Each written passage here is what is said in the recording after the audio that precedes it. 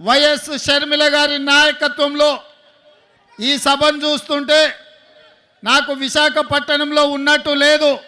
హైదరాబాదు నగరంలో తెలంగాణలో నేను నా కార్యకర్తలతో ఏర్పాటు చేసిన సభ ఎంత విజయవంతం అవుతుందో, వేలాది మంది వచ్చి అండగా నిలబడతారో ఇవాళ ఇక్కడ చూస్తుంటే నాకు హైదరాబాదు నగరంలో కాంగ్రెస్ పార్టీ సభను ఏర్పాటు చేసినట్టుగా ఉంది.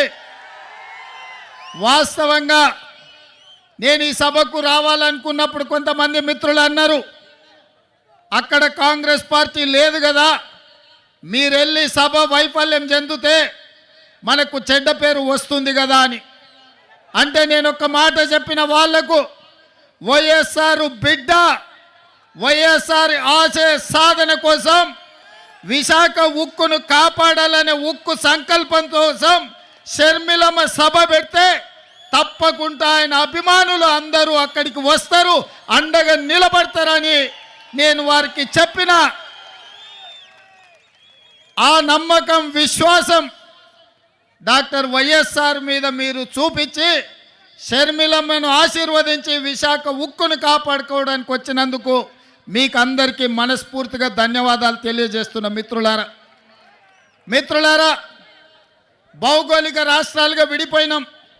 ఇక్కడ ఉన్నప్పుడు మనకు ఆంధ్రప్రదేశ్, తెలంగాణ, కానీ మన హక్కుల కోసం మన ఆస్తులు కొల్లగొట్టడానికి ఢిల్లీ పెత్తందారులు మన మీద దండయాత్ర చేస్తే మనం తెలుగు వాళ్ళం, మనం అన్నదమ్ములం, ఒకరికి ఒకరం అండగా నిలబడి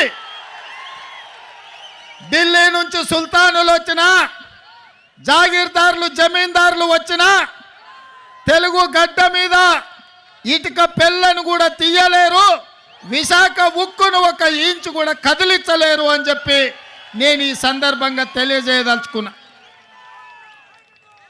ఆనాడు కురుక్షేత్రం జరిగేటప్పుడు కౌరవులు, పాండవులు వేరు, వాళ్ళ మధ్యలో సమస్యలు వచ్చినప్పుడు పోరాటం వేరు, కానీ వాళ్ళ మీదికి ఎవరైనా దండెత్తుతే వాళ్ళు 105 అయి అందరూ కలిసికట్టుగా నిలబడి వాళ్ళ ప్రాంత ప్రజల్ని, వాళ్ళ హక్కులను కాపాడుకోవడానికి కొట్లాడేవాళ్ళు.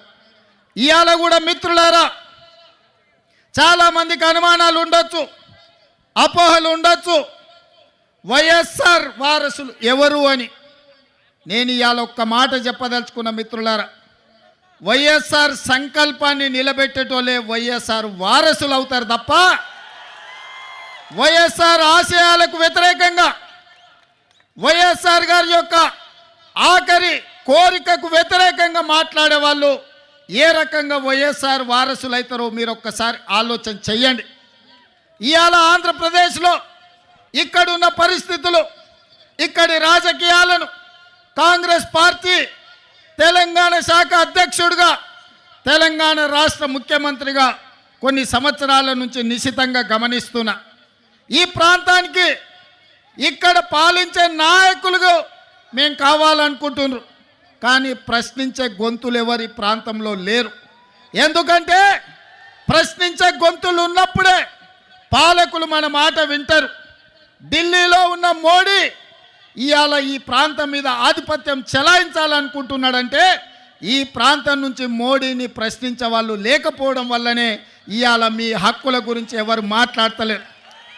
10 ఏళ్ళైనా మీ పోలవరం పూర్తి కాలే, 10 ఏళ్ళైనా ఆంధ్రప్రదేశ్కు రాజధాని ఎక్కడంటే ఎక్కడుందో చెప్పలేని పరిస్థితి ఇవాళ ఆంధ్రప్రదేశ్కు దాపురించింది. ఇవాళ ఈ ప్రాంతంలో ఈ ఆంధ్రప్రదేశ్ యొక్క ఆత్మగౌరవాన్ని ఢిల్లీలో తాకట్టు పెట్టిండ్రు.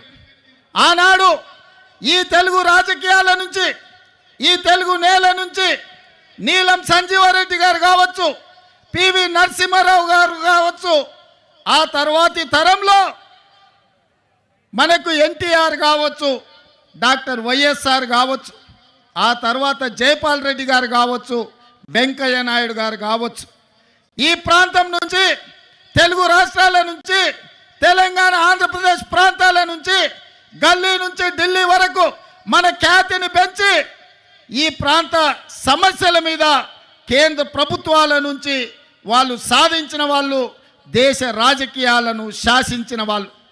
నేను ఇవాళ అడుగుతున్న మిత్రులారా, అటు తెలంగాణ అయినా ఇటు ఆంధ్రప్రదేశ్ అయినా